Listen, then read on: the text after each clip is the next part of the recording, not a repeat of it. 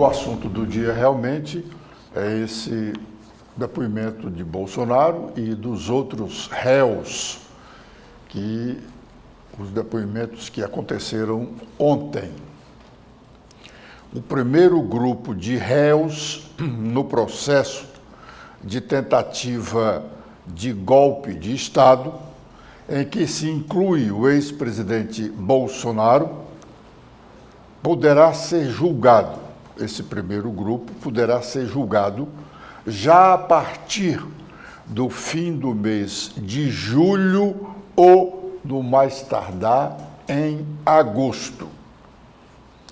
Terminada a fase de instrução processual, com a ouvida de testemunhas e dos réus, estes réus, a partir de agora, apresentarão até a próxima semana suas alegações finais, podendo, nesse espaço de tempo, o ministro Alexandre de Moraes, que é o relator do processo, decidir, por exemplo, sobre acariações entre os réus, notadamente, ou como, por exemplo, colocar frente a frente numa acariação o delator,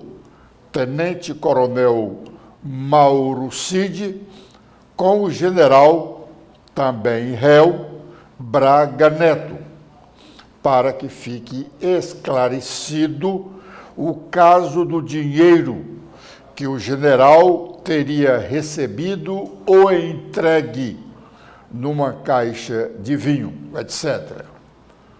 Há uma controvérsia porque o delator, o tenente-coronel Mauro Cid, disse que houve essa entrega de dinheiro que ele não sabia quanto, porque não abriu a caixa. E o general, o tenente-coronel Mauro Cid, depois, na segunda-feira. E ontem, o depoimento que encerrou a oitiva dos réus foi do general Braga Neto. O Braga Neto disse que o delator mentiu. Então, não será surpresa se o ministro Alexandre de Moraes decretar uma acariação, principalmente entre os dois. E pode até fazer uma acariação entre outros réus. A celeridade desse processo é de surpreender. Nós já dissemos isso na segunda-feira e ontem também. O prazo para o depoimento dos réus estava previsto para terminar na sexta-feira, na próxima sexta-feira, depois de amanhã. No entanto, terminou ontem. Em apenas 2 dias, todos os réus deste primeiro bloco de acusados foram ouvidos.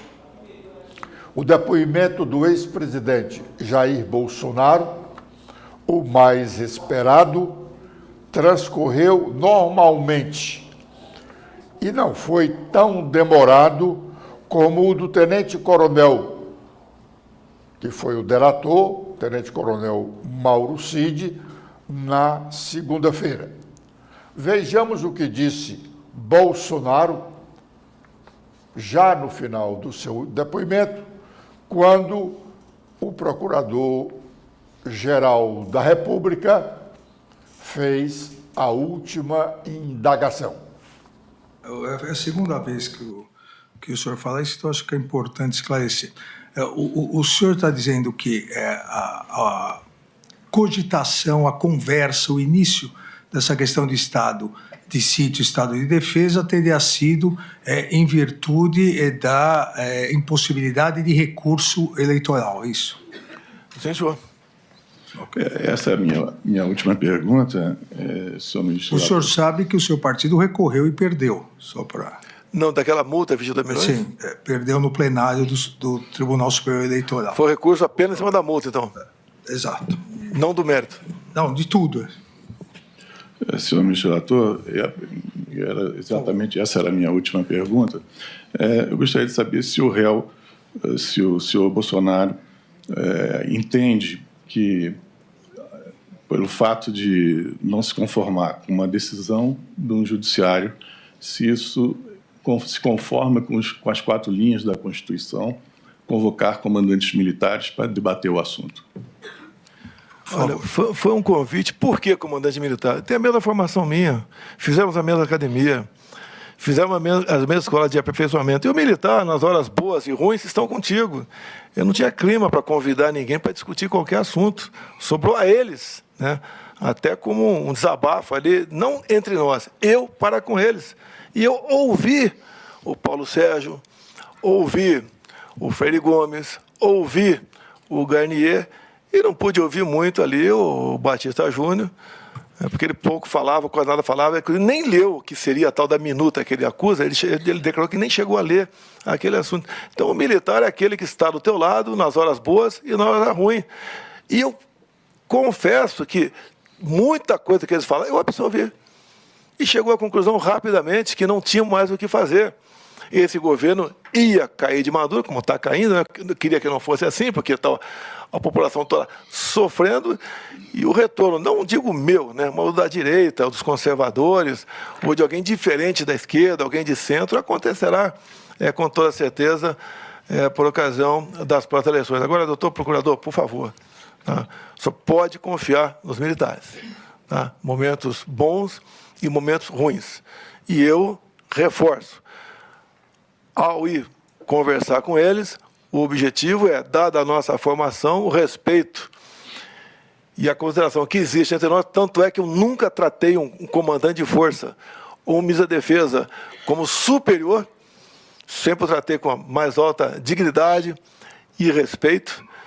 Isso aí nos fez aqui conversar sobre um assunto que, desde a primeira reunião, já sabia que não podia dar em nada, mas apenas conversamos a título da minha parte, como desabafo. Bom, o depoimento do general Paulo Sérgio, ex-ministro da Defesa, foi praticamente só de desculpa. Ele pedindo desculpas pelo que disse, pelo que escreveu, por algumas de suas ações.